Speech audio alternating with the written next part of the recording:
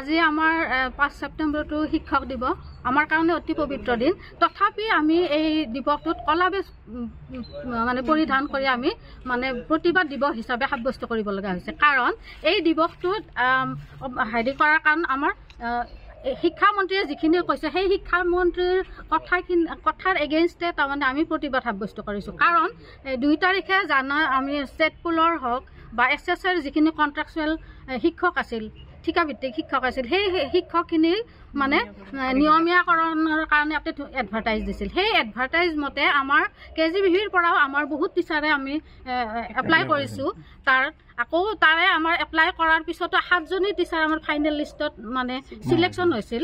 তথাপি সেই চিলেকশ্যন মানে যেতিয়া এপইণ্টমেণ্ট আনিব যায় সেই সমাজৰ আগত আমাৰ এডুকেশ্যন মিনিষ্টাৰ মাননীয় ৰনোজ পেগুৰুৱে তেখেতে আমাৰ KGBVৰ টিচাৰখিনিক সম্পূৰ্ণ অযোগ্য বুলি মানে ঘোষণা কৰিছে।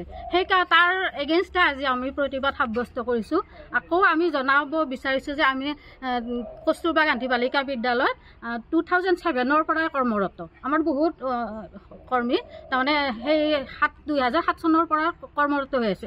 আৰু সেই সময়ত যিখিনি ক্ৰাইটেৰিয়া বিচাৰিছিল আমাৰ গোটেইখিনি আছোঁ। আমাৰ সেই হিচাপে তাৰমানে এপইণ্টমেণ্ট দিয়া হৈছিল। আৰু আমাৰ এপইণ্টমেণ্টখনৰ তলত লিখা আছে SSR পৰা। যদি আমি SSR নহয় আমি এপ্লাই কৰাৰ কাৰণে যোগ্য নহ'লো হয়। আকৌ যোগ্য হয় কাৰণে আমি তাতে 7জনী আমাৰ চিলেকশ্যন হৈছিল। তাৰোপৰি আমাক KGBV বুলি যিখিনি অপমান কৰিলে মাননীয় শিক্ষামন্ত্ৰীদেৱে তেখেতৰ কথাৰ এগেইনষ্টে আজি আমি প্ৰতিবাদ সাব্যস্ত কৰিছোঁ। এনেকৈ ভাবোঁ কাৰণ তেওঁ যিহেতু কথা ক'ব নাজানে, শিক্ষামন্ত্ৰী হ'লে মানে লেংগুৱেজ ভাষা প্ৰয়োগৰ ক্ষেত্ৰত বহুত সতৰ্ক হ'ব লাগে। তেওঁলোকে যিহেতু শিক্ষকৰ মনতে আঘাত দিছে, আজি আমি যাৰ কাৰণে 5 ছেপ্টেম্বৰত এনেকুৱা প্ৰতিবাদ কৰিব লগা হৈছে, গতিকে তেওঁক মইতো অযোগ্য বুলিয়ে ক'ম। শিক্ষামন্ত্ৰী কম, তেখেতে যিহেতু শিক্ষামন্ত্ৰী হয় তেওঁ মানে লেংগুৱেজ যিটো ভাষা ইউজ কৰিছে আমাৰ ক্ষেত্ৰত KGBVিয়ান সকলৰ ক্ষেত্ৰত যিটো ভাষা প্ৰয়োগ কৰিছে সেইটোত আমি বহুত দুখ অনুভৱ কৰিছোঁ।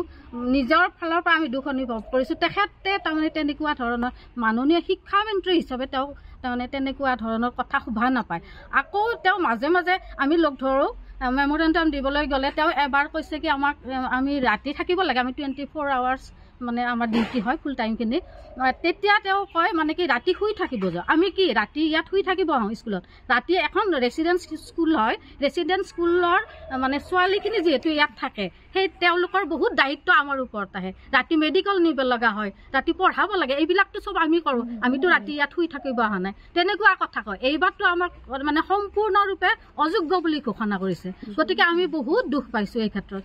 আমি 2007ৰ পৰা যদিও কৰ্মৰত, আমাক কিন্তু আজিলৈকে কোনো ধৰণৰ সা সুবিধা দিয়া নাই। আনকি বেলেগ স্কুলত যিখিনি সুবিধা পায় আমি সেইখিনিও নাপাওঁ। আমি নাই আমাৰ আৰপি মতে আমি কোনো ধৰণৰ চেলাৰী নাপাওঁ বা আমাৰ হেৰি দিয়া নাই, আমাক কোৱাৰ্টাৰ দিয়া নাই। ৰেচিডেঞ্চিয়েল স্কুল হিচাপে আমাৰ কোৱাৰ্টাৰ নাই, থকাৰ কোনো সুবিধা নাই, CPF নাই, আনকি আমাৰ চাকৰি কাল 60 বছৰলৈকেও সুনিশ্চিত কৰা নাই। গতিকে এই গোটেইবিলাক দাবী মেমৰেণ্ডাম দিছোঁ আমি দাবীবিলাক জনাই, কিন্তু আজিলৈকে কোনো আমাক সদুত্তৰ দিয়া নাই বা কোনো ধৰণৰ আমাক মানে একো আমি চৰকাৰৰ পৰাই হওক বা আমাৰ অথৰিটিৰ পৰাই হওক কোনো ধৰণৰ আমি সদুত্তৰ পোৱা নাই। তাক আমি এইকাৰণে ধৰ্ণা প্ৰতিবাদ সাব্যস্ত কৰিছোঁ।